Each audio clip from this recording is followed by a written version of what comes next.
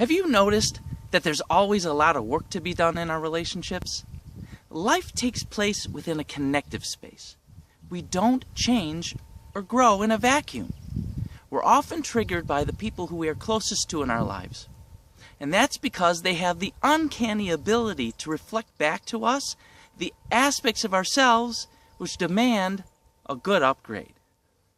Whether you're aware of it or not, every interaction is an opportunity to discover the possible array of changes that you could be making in yourself and in your relationships. Just as your antagonist has played its role in demarcating your path, so too, the people who you encounter every day reflect back to you who it is, the person who you truly desire to be, the authentic you. The Value Guide is first and foremost for your own benefit. It will help you to stay on track, and it will allow you to continue gaining ground even in the stickiest of times. A clever way to do this is by focusing on what you value the most in your relationships, putting your values into play, and becoming the person who you truly want to be. A note: we can't change anyone but ourselves. You're the main focus. Whatever you find to be meaningful in your relationships will influence others to make changes in their lives, but is only a byproduct. We can't move anyone further than we've moved ourselves. Over time, people will notice your transformation and you'll get to pass it on. Once you're standing above the crowd and you're walking your walk, they too will be inspired to grow. They'll look to you as a model, and you'll represent the person who they too are striving to be. A happy relationship is knowing that your personal values are being accepted and respected. Well, that requires first knowing and respecting your own values. Do you know what you value? All of our actions and our thoughts are an outgrowth of what we value, so it's good to take time every day to check in to see whether you're living according to what you value or not.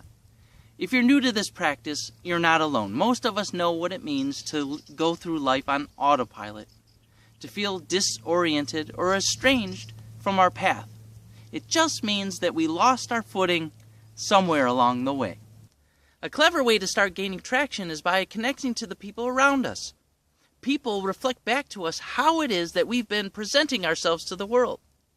It's because of them that you're able to evaluate whether your current ways of thinking and behaving reflect the person who you want to be. So we can take pause and say to ourselves, wait a second, you seem to be indicating that I'm not a good listener. You seem to be implying that I'm not always being considerate, but that's not me. I value being a good listener, and I thought I was more magnanimous than that. When you're not following your own value guide, you can count on things to get sticky in your relationships. That's when it's time to take pause, to reflect and realize that it's because you haven't been respecting your own values. You've been sending others the wrong message.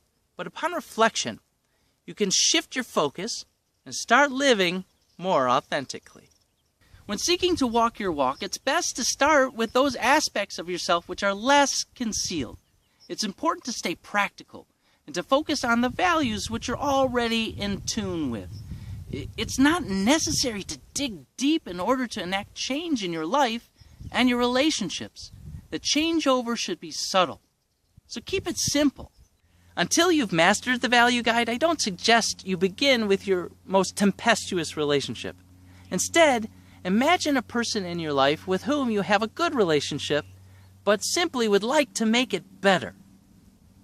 Ask yourself what it is that you value the most in your relationship with this person.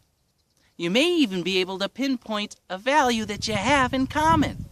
I invite you to live the relationship that you desire, to walk your walk as you thoughtfully step through the Value Guide below.